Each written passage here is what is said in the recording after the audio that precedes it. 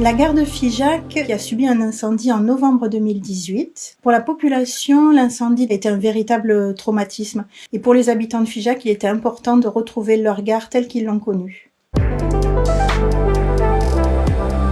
Le projet de reconstruction de la gare de Figeac a été co-construit avec les habitants, les élus locaux, mais aussi les services patrimoine et architectes des bâtiments de France. Les ambitions du projet, c'était à la fois de retrouver la gare telle que les habitants la connaissent, d'offrir de nouveaux services publics, puisque pour une première en France, cette gare propose la maison de la région Occitanie, donc une représentation de la région en local. Nous avons fait en sorte de redonner la place aux voyageurs en proposant un espace en double niveau au rez-de-chaussée, le plus grand possible, et au dernier étage, une salle de conférence qui est accessible aux associations et aux locaux qui souhaitent l'utiliser.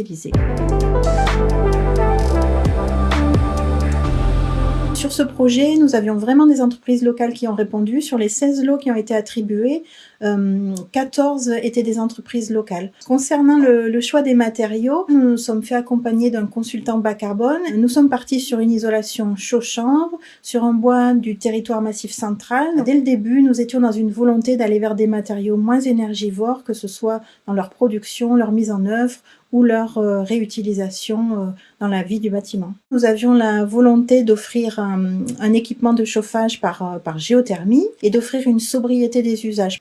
Par exemple, dans les sanitaires, les lavabos ne sont pas équipés d'eau chaude. C'est la volonté du client d'avoir un bâtiment sobre tout en étant confortable. Ce que j'apprécie dans la démarche NEM, c'est que l'on remette au même niveau que les autres sujets la notion de beauté et d'esthétique, parce que nous avons tous besoin de beauté. Pour moi, un projet réussi, c'est un projet dont on a l'impression qu'il a toujours été là.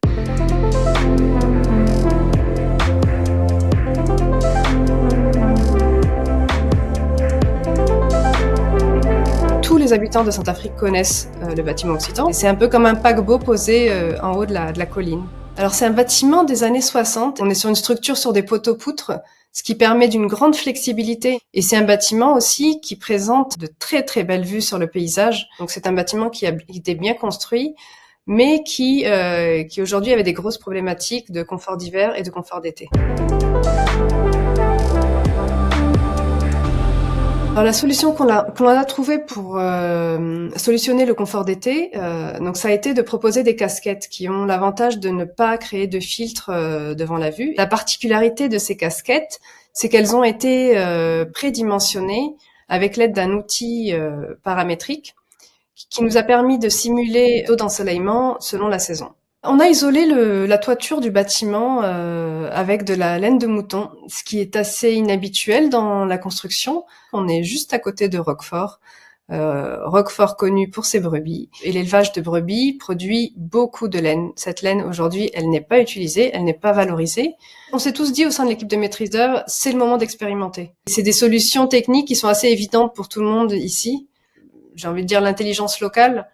De faire avec ce qu'on a, avec aussi le monde paysan, de faire de manière assez simple avec ce qu'on a. Et la gestion de l'eau a été pensée aussi pour récupérer un maximum d'eau pluviale. On a pu installer plusieurs bâches dans les vides sanitaires et récupérer toutes ces eaux pluviales pour alimenter les WC de tout le bâtiment et de toute l'école. Et aujourd'hui, je pense que pour avoir des bâtiments qui vont résister à toutes les crises climatiques que l'on va rencontrer de manière de plus en plus violente et de plus en plus régulière, nos bâtiments, ils se doivent d'être robustes.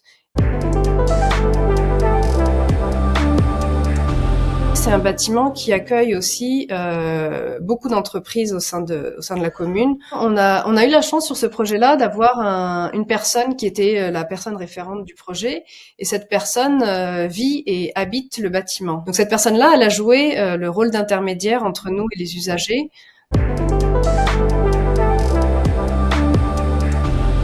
C'est un projet qui a mis beaucoup de temps à sortir parce qu'on a traversé plusieurs crises.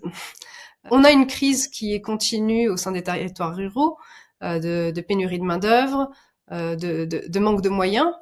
Le fait, je pense qu'on soit local aussi, ça nous a vraiment poussé à aller jusqu'au bout. Le projet du bâtiment occitan, pour nous aujourd'hui, il répond bien à l'architecture qu'on souhaite exercer, c'est-à-dire une architecture avec des matériaux biosourcés, réalisée par des entreprises locales, avec une équipe pluridisciplinaire locale et des échanges assez simples et en lien directement avec les usagers.